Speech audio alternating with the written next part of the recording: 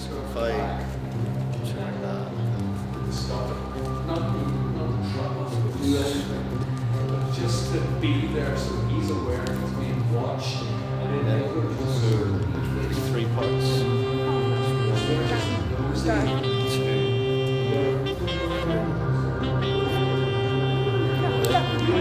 These guys here could even come like sort of.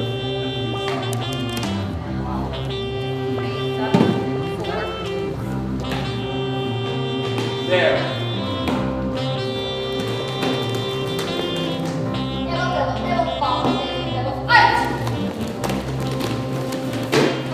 We just inserted minimal text, the bare minimum, because the images are doing the work. The audience just needs to be signposted towards the meaning of the image, and then it will reverberate for them. But we don't want to do too much work for an audience.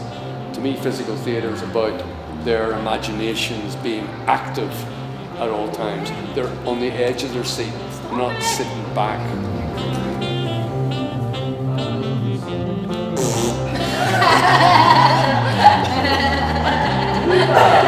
Cha cha cha.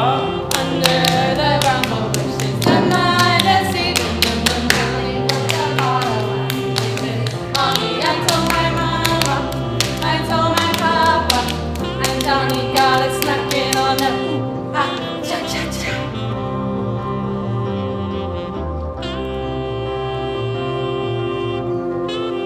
The story's in you, Paula, but we're paying attention to what you're telling us, and we're trying to find shapes and images that work on stage. But it's an exploratory phase.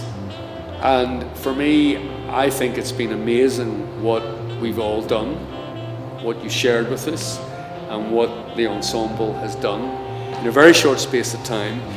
I would see us returning to this material and moving on into the next part of the story, but I would like to do it in a more intensive way where we've got more time.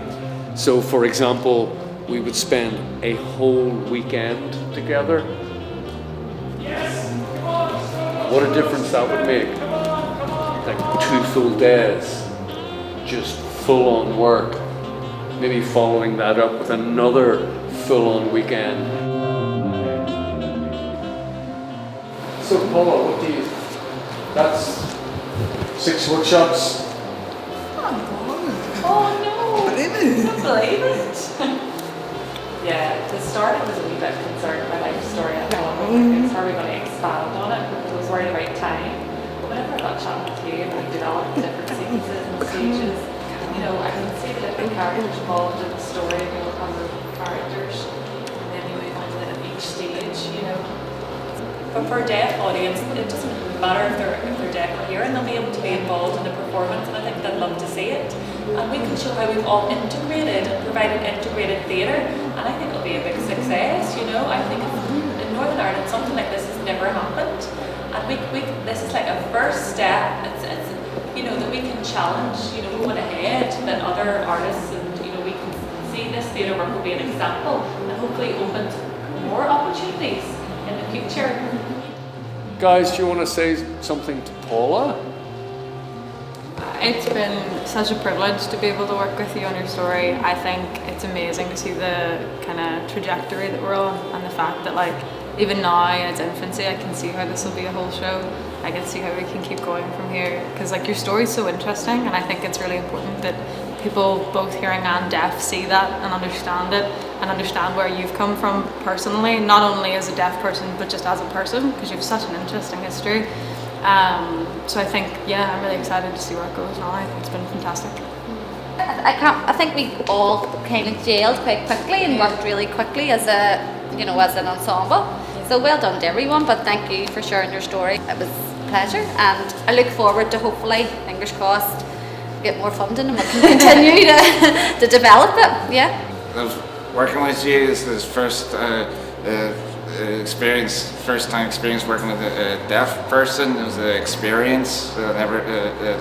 never forget. Like very stressed about you're deaf and so thank you for telling us the story. I just think it's been an amazing kind of development from the first week where we're just trying out, different images, and you have no idea where it's gonna go, or that characters will, develop within a piece, and hopefully they'll, represent something within your story. But it's nice to see that development, and you've been very patient and just amazing to work with. So thank you. When I first worked with you, I thought that working with a deaf person was going to be very challenging, but I realised it's not that bad because the deaf community has taught me my favourite sign language, which is shit one. Thank you. I'm quite confident working with you, especially if I've got someone like Roisin around. But you're hearing from these guys that they may have come into this project feeling, deaf person, what do I do?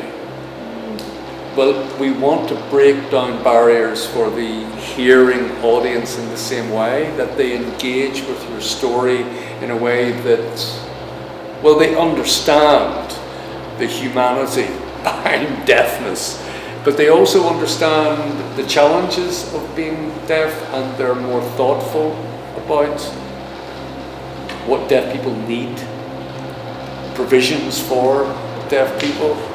So that's for out the other end. So thank you very much.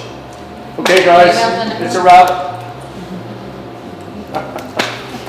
You all. Good.